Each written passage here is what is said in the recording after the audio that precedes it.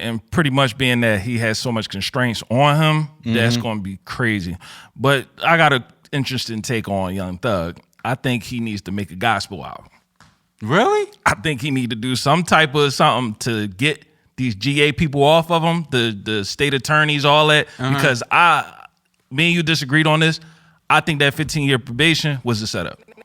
Maybach music. It's the big boss, Rick Ross. Right now you rocking with the hottest DJ in the game. Let's go. Can we make hip hop great again? This is your boy DJ Bugsy, Do It for Hip Hop Podcast, episode 119. I got my bro JK in the building. You can call me JK Trump because after the day, y'all niggas is gonna hate me after these takes, man. Hip hop on some other shit. It ain't even 2025. Go ahead, brother. Yo, you funny as shit today, boy. It's crazy, man. What the fuck is going on out here, man? Yo. So before we get into what we've been witnessing the last 24 hours, obviously Drake is on his shit, on his, going to court type shit, suing type shit. Before we end the album, GNX came out with Kendrick. Before we even get into all that, I want to go a little bit into the ATL. So Lil Baby's working on a project. Is featuring Future, is featuring Young Thug. Shout out to Young Thug, was able to make it home. Hopefully he's staying down. You got a crazy ass probation period that he got to get through, man. I'm praying that he do. I'm glad to see him back home with his family. Drake dropped $1 million on him. That was dope. You know what I'm saying? So I can't wait to just hear music from him, period. But what I want to ask you, what do you think Lil Baby's going to do now? Do you think he still has the potential to be that guy in hip hop? I think he does, but the problem is when he first came out, they was giving him too much. Like he said, he was the Lil Wayne of the generation. I think they was giving him too much credit. So it kind of put a lot of pressure on him. Okay. So now that he's not dropping like the hits that he was before, it's like, oh, damn, like, is he falling off? Is he going to come back and do what he did back in 2017, 2018? But only time will tell, you know what I'm saying? Thug is with him, so hopefully they could cook up some shit and, bring Baby back to where he was. I think that it's going to be a lot of variables that's connected to that. I just think that it depends on what he put out and how his audience respond, his fans. I know he's been on a decline ever since the White Party. I don't know if that contributes to it or not. That kind of killed him, but you know what I mean? I do think that a lot of the antics that happened, it was some other shit that happened too, but it was fake. You know what I'm saying? Yeah. So I don't know, it'll be these smear campaigns being created where they're trying to take down the top guys. And on top of that, he was doing a video shoot and it was like a shootout like during that time as well. Yeah, I forgot that happened, Yeah, so he got a lot of shit that is that's like coming out of the woodworks, like just happening to him. Yeah. So I don't know how he can fix it or his PR team or whatever, but I want to see him do his thing. I really like Lil Baby. Yeah. You know what I'm saying? But again, you got Young Thug. He's a giant when it comes to ATL. So we don't know how that's going to all transpire as well. But again, we don't know what his music going to sound like because according to his probation, he can't be rapping about what he typically would rap about. So we don't know what that sounds like. Yeah, and pretty much being that he has so much constraints on him, that's going to be crazy. But I got an interesting take on Young Thug. I think he needs to make a gospel album. Really? I think he need to do some type of something to get these GA people off of him, the state attorneys, all that. Because me and you disagreed on this. I think that 15-year probation was a setup. I think that they're pretty much he can't perform in Atlanta unless he go there for whatever. He can't go there at all. And all that. He got to stay out of it. He can't talk about the guys. If he say slime one time, 20 years in jail. So what else can he do besides change his image? Probably do a little song with Drake that is probably like kid friendly, like how Drake did the joint with J. Cole. Or Hotline Bling. Or do some dancey commercial. TikTok-ish. Or something that's gonna be like, I ain't a thug no more. That's my name, but I ain't on that type time. And then have it produced by Kanye West. I'm just playing. But I'm just saying. No, why not Kanye West? I think that's dope. But that's what I'm saying. He need to do something that's going to be the opposite of what he was before he went into jail. Yeah. So he need to find some type of way to change his image or he going to end up in that 20 years. Yeah. I agree with that. I just hope it don't come to that. Yeah. I mean, I know it's because he got to see his probation officer and all that, and it's like a different tic-tac. Just the same shit what was happening with Meek, where he was, you know what I'm saying, going through the shit, and then he popped the willie and got locked up because he didn't tell him he was going to New York. He crossed state lines and just, it's a lot of nut shit that be happening too with the probation, where it don't be necessary for them to go back to jail. You know what I'm saying? That too. So it's like a double-edged sword, but hopefully that don't happen to Young Thug. Yeah. But, all right, so let's go with the old man Ebro said about hip-hop declining. And I think he's right. I think that hip-hop is declining. I think artists don't care anymore. I think that they want the quick hit and get out the way. What's your take on what he said? And I do agree with him.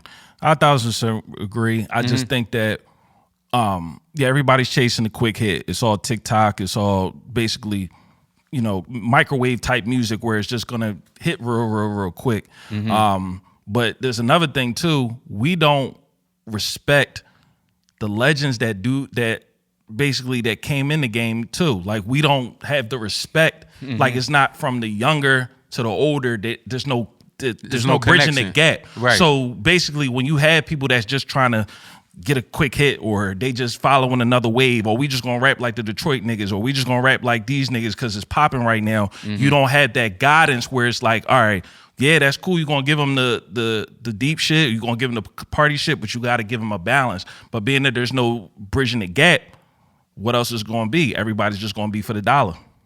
So that's where it's pretty much at with rap right now. So I agree with Ebro when he said that. Do you think it's gonna stay that way in 2025, or do you think hip hop is at a stagnant place? With the labels right now, being that they're not trying to put money behind these artists, it's gonna be very when 2025 hit, it's gonna be it's gonna be a little bit stagnant, because if they're not putting money behind these people, how they gonna get out there? Right. You get what I'm saying? Yeah, we had the battle, and yeah, we had a little bit of rap where people was breaking down lines, and it felt like we was back in the hip hop shit again. But these labels not spending money, and on top of that, if the independent artists aren't going to get any type of traction, how are we going to get past this stagnant point? So yeah. Yeah. And now let's get to B Dot's top 5. So B Dot did a top 5 hip hop debut of all time. And he put up Doggy Style, he put up The Chronic, and me and you kind of like went back and forth. So listen, B Dot, I love you, bro, but no, like I'm not making Chronic #1 best hip hop debut of all time. I'm not doing it, and I'm not making Doggy Style #2. Like, bro, are you serious? Like that to me is crazy. This nigga basically made a whole West Coast top 5 hip hop debuts of all time. You got 2 West Coast artists, and the rest of the list is like, come on, that don't make no sense to me personally. Chronic and Doggy Style, I keep trying to tell people, they are the most influential rap albums of all time. How? And I'm talking about, like, me and you was talking, you said Nas, and I'm not gonna disagree with you, but that's for the East Coast. When we talking about down south, Midwest, up, it's so many rappers that said my first album that I listened to was The Chronic. And so much stuff done got sampled from that album, and yes, we can go into the samples and all that. But Doggy Style, Chronic, literally, so many people took so much shit from Snoop on the low and Dr. Dre. The sounds, the lyrics, the styles. And those they did two the same albums, thing to Nas and Biggie. But on the East Coast, bro. We East Coast niggas, so we gonna hold, you already know, Big my favorite rapper. So telling me that the West Coast can translate over to the East, but the East can't translate over to the West. That's what you're telling me. That means that Biggie and Nas can't hit the West like Snoop Dogg and Dr. Dre hit the East. They translated, but I'm talking about the whole U.S. I'm talking about Midwest, down south. A lot of them was raised off of The Chronic than they was raised off of Ready to Die, bro. And that hurts being a Biggie fan saying that, bro. Yes, we love Nas, East Coast, maybe Georgia, maybe the East Coast line. Yes, we're going to give it to Nas, we're going to give it to Big and Hove, because Hove was on that list too. It was a reasonable doubt, right? Yeah. But when we talking about the whole U.S., Chronic and Doggy Style, bro. Really? Yeah, bro. I don't see it. Death Row, you know they had a big impact in the 90s. Did. But then Biggie came out with Ready to Die and shut the West Coast down. It wasn't nothing them niggas can do until they was able to get fucking Tupac out of prison with the $1 million bail. Without that, All Eyes on Me, the East was still been running shit. They needed Pop to do it because Snoop couldn't do it. Snoop couldn't hold Death Row down. No, we couldn't, because once Doggy Style and the Dog Pound album came out, that was it. Once they dropped that, he didn't come back with a second album to do anything else. But because he had the drop, you didn't need nothing else besides Doggy Style and the Chronic. To what? Pac came out, what, 95? Doggy Style was 93 to about 94. So Death Row still had shit on lock from that point on. Not once Biggie came out, they didn't. Once Juicy came out, it was over. That was still, you know what? That was around the same time because Biggie's album came out, what, 95? 4? No. It came out 94 because the second album didn't come out until 97. When did Juicy come out? Probably 93. The single came out in 93? The single probably came out like 93. I got fact check. But I'm just saying that early 90s, gotta understand, Chronic came out in 92. So literally it was 92 Chronic. I think 94 was Doggy Style. Correct me if I'm wrong. But they had that shit on lock, bro. Yeah, they had it on lock for the time they had it on lock. But then once Biggie came out, the unlock went undo. Biggie brought the East back. I'm not going to dispute that. But I'm just saying so the argument we're having is an East Coast argument. I'm saying the whole entire U.S., niggas was Death Row out, bro. Down south, up north, Midwest, all of them. Ready to Die was 94. 94. When did Doggy Style come out? That was like 92, 93, right? Yeah, fact check that for me, Scooter. But what I'm saying to you is 93. So we still got a little bit, about a year in there. Right. I understand that. Y'all had your time. But once he came out, y'all in 94, 95, 96, Death Row was quiet until 96 when Tupac came out of jail and dropped All Eyes on Me. They was quiet, They bro. was quiet. Look at the How charts. did they get Pac if they was quiet? That's what I'm saying. They still had power. They got Pac because Suge got money. Nigga, what you mean? Because he had Dr. Dre and Dogg and Snoop, the two biggest artists at the time. Listen, I understand that. But what I'm saying to you is, I get all that. But Dr. Dre was on his way out. He wanted to leave Death Row during that time. He was ready to leave and go to do Aftermath. What I'm saying to you is, once Pac got out and they paid that $1 million bill, it was over for Bad Boy. Shit got crazy. They got over. We're having the two different arguments. The thing, we talking about B-Dot's list, right? Right. We talking about when albums came out, they impact, right? And Ready to Die had an impact. It had an impact on the East because it brought the East back, bro. No, it had a whole world impact. I'm not hearing that trying. World, but no, man. Come on, man. Ready to Die? Are you crazy? I'm a Biggie. Understand, bro. I'm a Biggie fan saying this shit. No, but bro. I gotta give Chronic and that, Doggy Style they props, bro. Not number one, number two. Yeah, dog. The best ever? You crazy, bro. No, I'm not doing that today, man. I love them niggas, but that's crazy to me. And then on top of that, Dr. Dre don't even write. He don't even write his matter. Shit. His biggest his style biggest of music record still was written by Jay-Z. His biggest record was written by Jay-Z. Still Dre. That was early 2000s. Yeah, but that's still one of his biggest records ever. But we talking about debut albums. Biggie Ready even to Die, sampled. Biggie even sampled Chronic, bro. Come on. So with that, you keep talking about sampling. Because that's the impact of what that album had. Come on. Off of a sample? I'm saying the impact, bro. Yo. The impact of Chronic was crazy, bro. I know we can agree to disagree, but listen, man. This is the conversation me and bro be having, but you crazy he was ready to kill me in the text message about this job. But all right, let's change gears. Yeah. So let's go to Philly real quick. Meek Mill, he tweeted, but they be mad at me, basically saying that when Back to Back came out, they boosted the numbers for Drizzy. They helped Drizzy go #1. He said it was a machine behind him. That's why he went independent. What's your thoughts on how Meek feel about? Because that's basically in a nutshell is what he's saying. And so do you think Meek can make a comeback? Tell me what he said. I don't know what he said. but they be coming at me. When he talks about the machines and about how he feels about record labels and why he's independent and shit be all the backdoor shit, he basically saying he's been saying that for the longest time, but motherfuckers was acting like it wasn't true. So it took Drake to say some shit, is what he basically saying. Yeah, it's always been there, and you know what it is. It's not always about the person that says it first. It's about who has the loudest voice to say it. So that's what it is. Yeah, he brought it out and he said what he said, but at the time, you know, Meek wasn't public. He was public enemy number one to the fans. So when it's the biggest artist saying it now, it is what it is. There's plenty of artists that probably been saying it and they know that people been being sabotaged and they not coming out and artists complain about all the time how they labels be backdooring them and doing all types of shit. But the problem is the biggest artist is now saying it. So I get what Meek is saying, and he was saying it from back then, but the problem is he wasn't the biggest artist saying it. And plus he was going against the biggest artist at the time. So but do you think they influctuated the numbers when Back to Back was out? Do you feel like they helped Drake make that record be bigger than what it was? Me personally, I don't think so.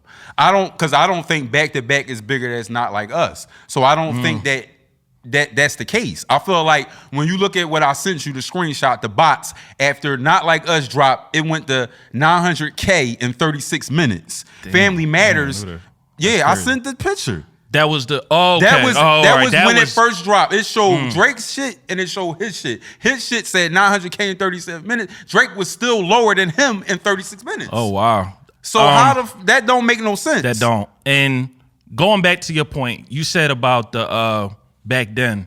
I don't think it had an impact back then because streaming wasn't as crazy as it is now.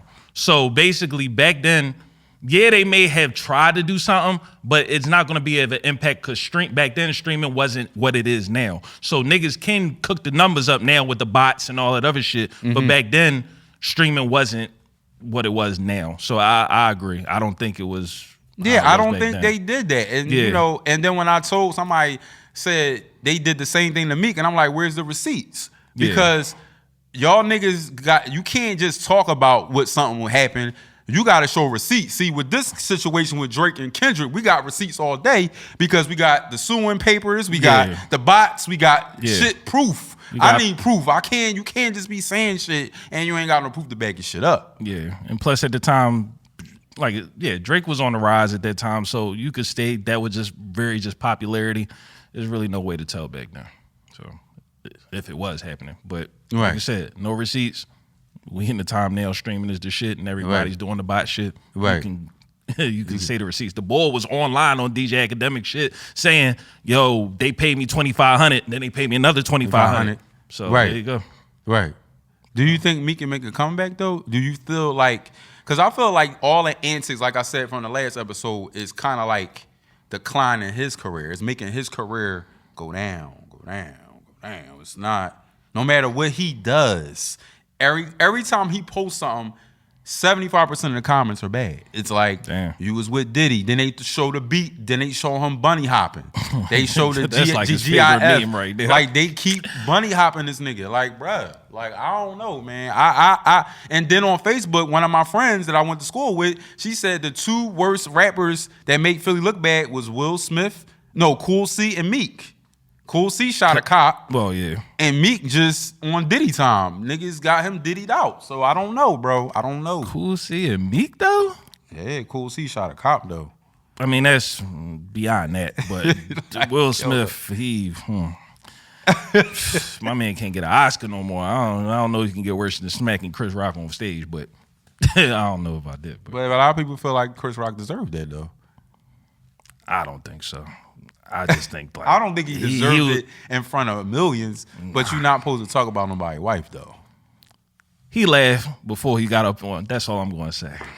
You ain't going to laugh at your wife getting, you know what I'm saying, then you want to go up there and smack a nigga. But anyway.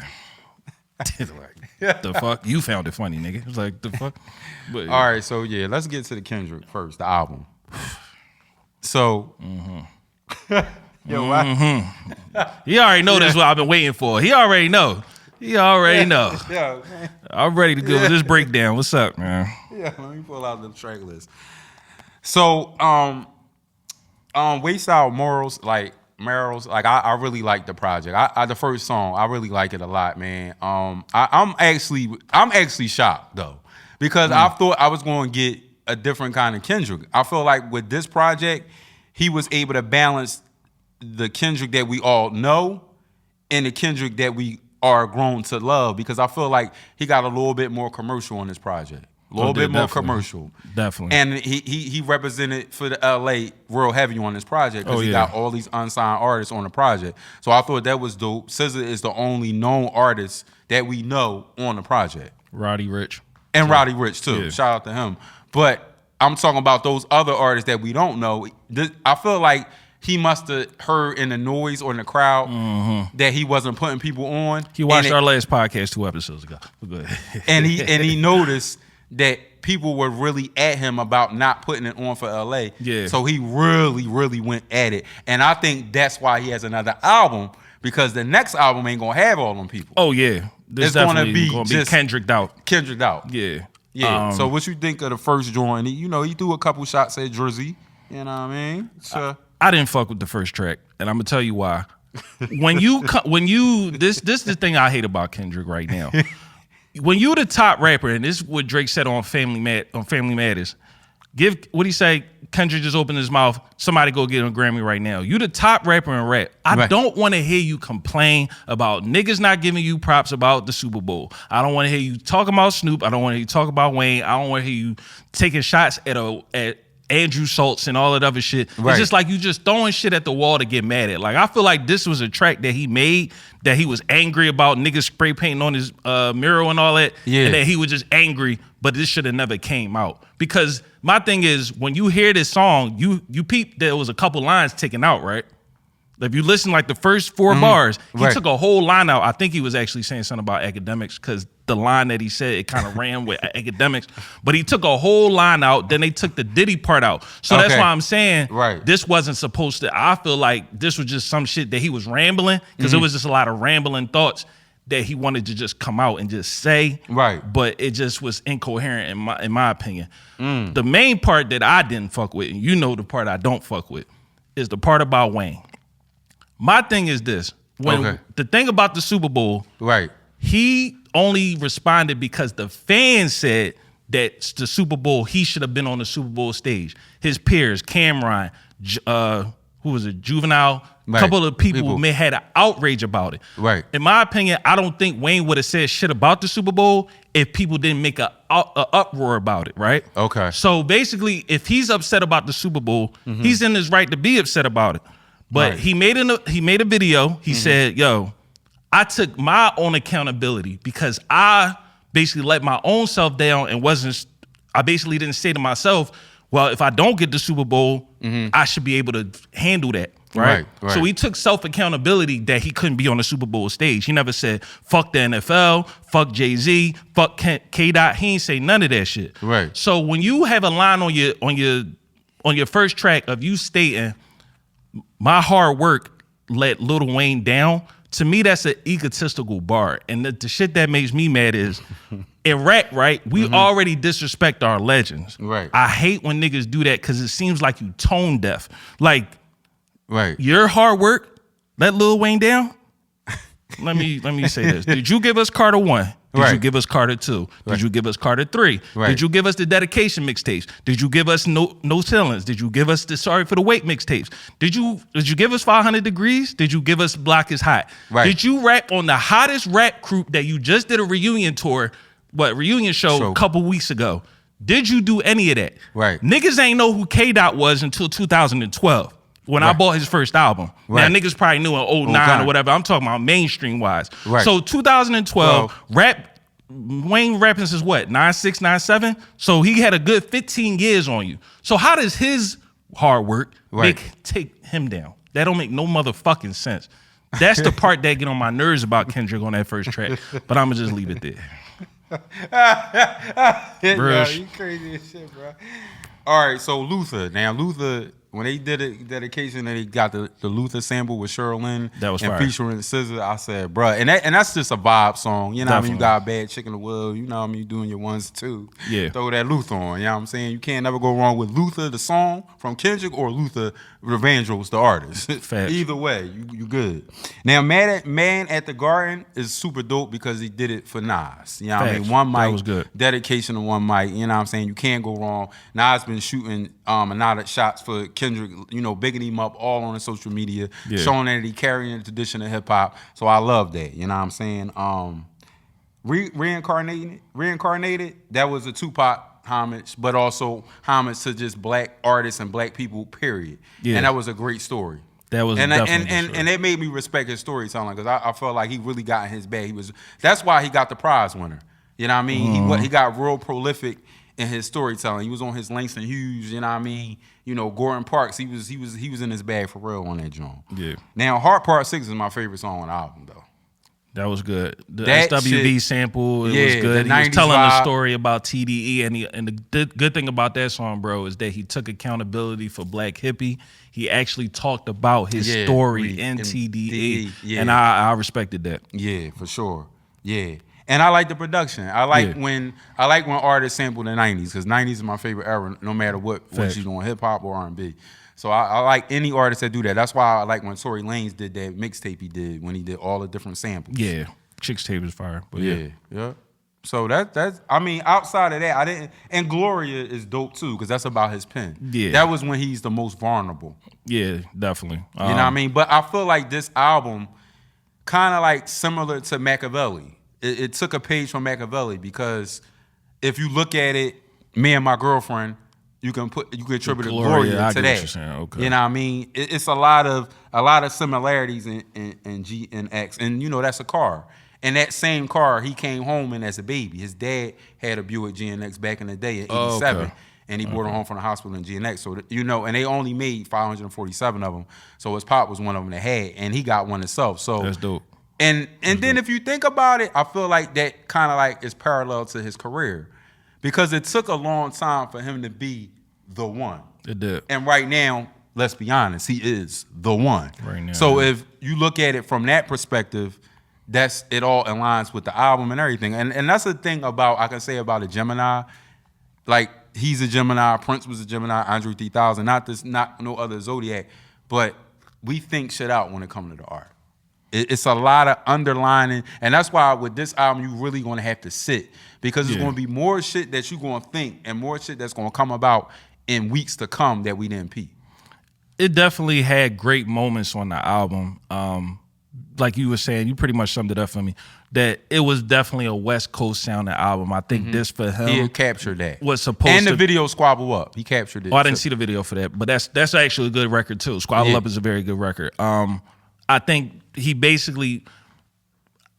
had great moments on here, and I think, and this is just me being a fan, I think that he could have been one of them ones, but the same things that we love about the album, I didn't like about the album. And the thing was, yes, he wants to make it a West Coast sounding, but when you give me Reincarnated and then the next joint you give me is like Peekaboo, it's like a letdown. You get what I'm saying? I ain't like Peekaboo. For me, it's just like, if you give us so many of the great moments, Man in the Garden, Reincarnated, The Heart 6, Right. Gloria, you giving us the Kendrick that we fuck with. But I understand you trying to put the West Coast dudes on.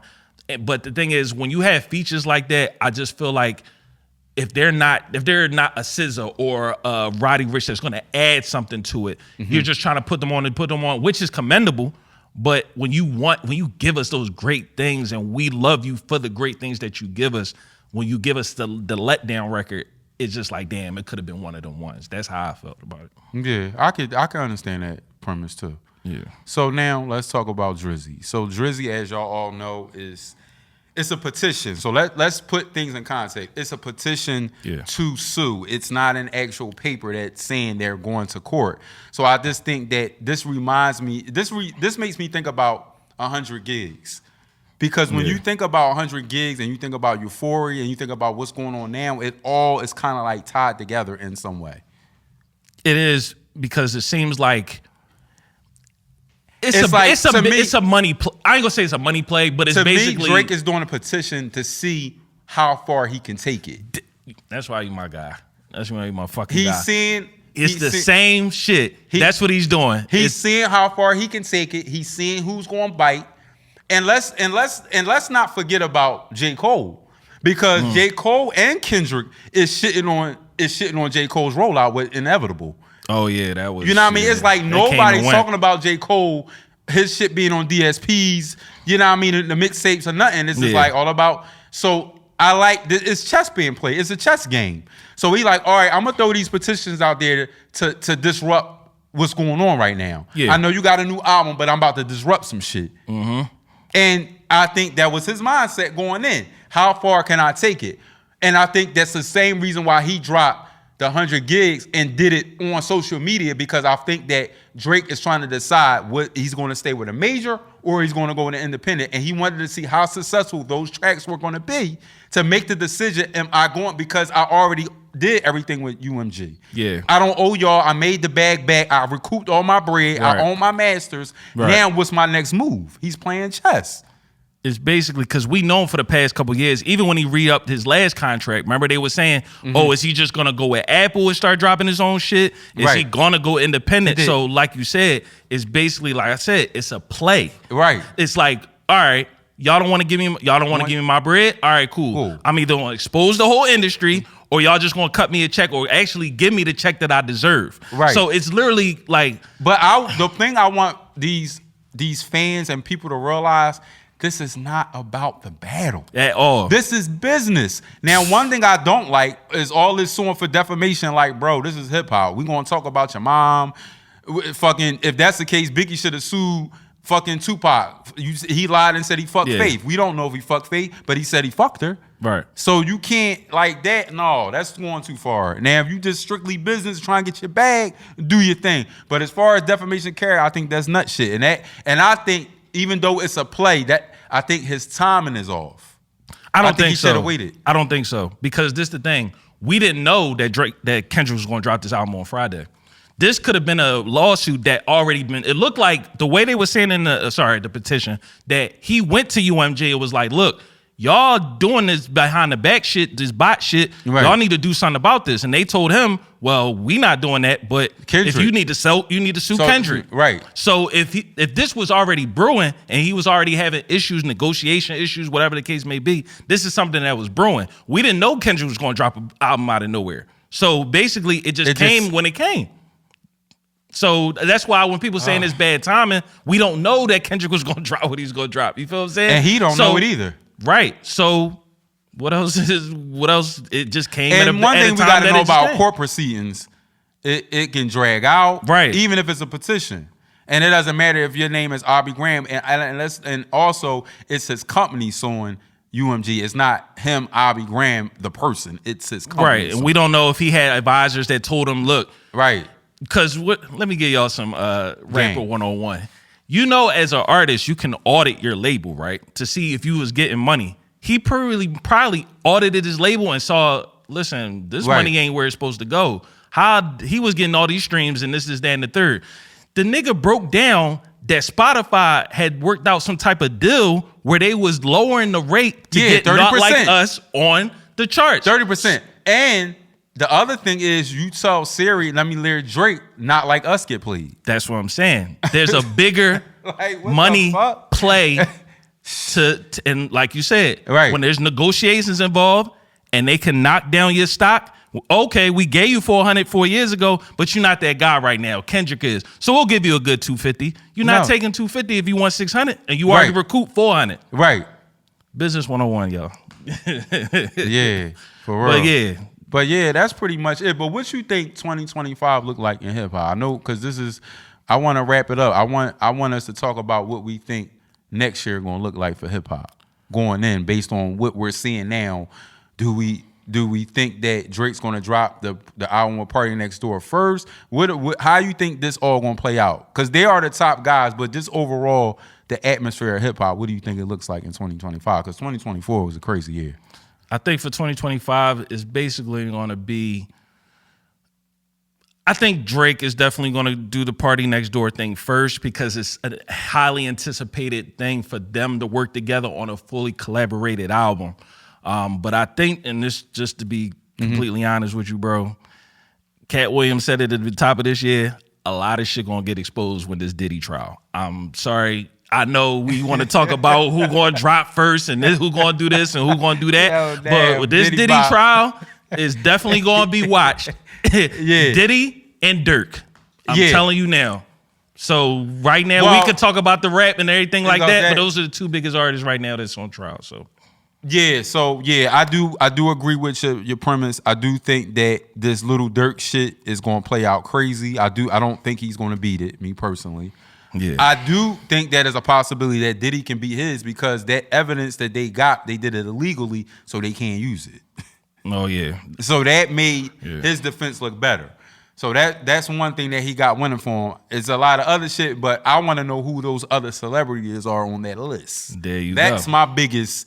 That's what 2025. I think 2025 is going to continue to expose the niggas. I think Cat Williams' thoughts are going to bleed into 2025. Fuck a Epstein list, that Diddy list. Whoo. Yeah. I thought George White was saying some shit. Right. Diddy say some shit. He's fucking crazy. Well, yeah. I don't know if he's gonna take the stand though, but we'll see. I don't know if he's gonna be a snitch, but we'll see. I mean, shit. You see what Sean's saying nowadays, so that's all I'm gonna leave that at right there. Damn, Shy. Hey, we gonna end it with you, Shy, because you ain't shining. That's all I'm gonna say. You ain't shining, dog. You Huluing. Documentations, documentaries, and Hulu. Yeah, he documented some shit. But yeah.